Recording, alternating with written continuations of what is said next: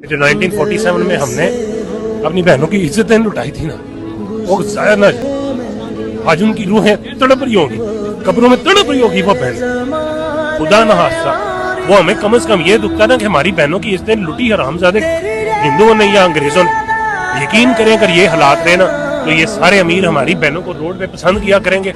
हमें जज पता क्या बोलेगा कि अपनी दूसरी बेटी बचाओ, इसका केस वापस ले लो, अपना दूसरा बेटा बचाओ।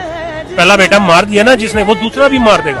हमारे कोर्टों में ऐसे हो रहा है। कवेलरी में एक ऐसा नहीं हुआ था कि एक बेटे ने अपनी बहन के लिए लड़ा, उसको मार दिया गया, कोई सबूत नहीं मिला। आखिरकार उस एक गार्ड की कमीज मिली जिसके ऊपर ब्लड लगा हुआ, फिर फंस गया। फिर उसकी माँ ने कहा था जज साहब को कि जज साहब मेरी बेटी जवान घर में बैठी हुई है, अगर मैंने यहाँ पे खड़ी ली ना वो उसको ले जाएंगे, और वो मुझे कह रहे हैं कि तेरे घर से नंगी करके लेके जाएंगे अपने घर तक।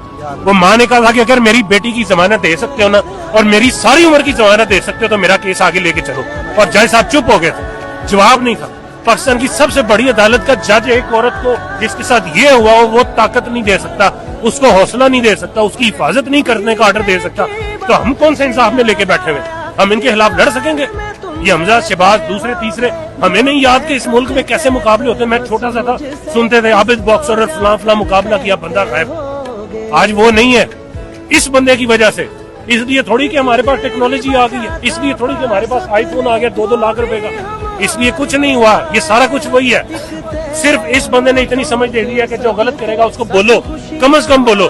मैं निकला हूं ना बोलने के लिए, मैं हाथ में मेरे गन तो नहीं है, लेकिन मैं बोल रहा हूँ जो मेरा ईमान कहता है, जो मेरे नबी ने तालीमात दी, जो कुरान में पढ़ा, मैं वो करने निकला हूँ। इस बंदे ने मुझे बताया कि गलत हो, कम से कम बोलो, ताकि क़यामत वाले दिन ये ना कोई बोले कि ये गुल्लू का पट्टा बड़वा चुप करके बैठा हुआ था और हमारे सामने मुल्क में ज्यादतियां हो रही थी।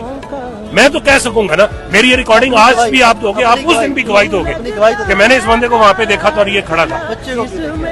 इसीलिए कि आप सबको भी ये लगे कि ये गोलियां नहीं देने आया। ये भी तो हो सकता था कि मैं बड़े आराम से आता, आराम से बैठता, जिधर रश होता मैं थोड़ा सा दूर रहता और जाता, सेल्फी लेता और लगा देता जी मैं खड़ा था। सबसे अपनी मेरी जिंदगी की सबसे कीमती चीज ये मेरा बेटा है, इसको मैंने आगे बिठाया हुआ इसी रास्ते के ऊपर, जिधर से खुदा ना कोई आएगा तो यहाँ से चल के जाएगा। इससे बड़ी हमें क्या है?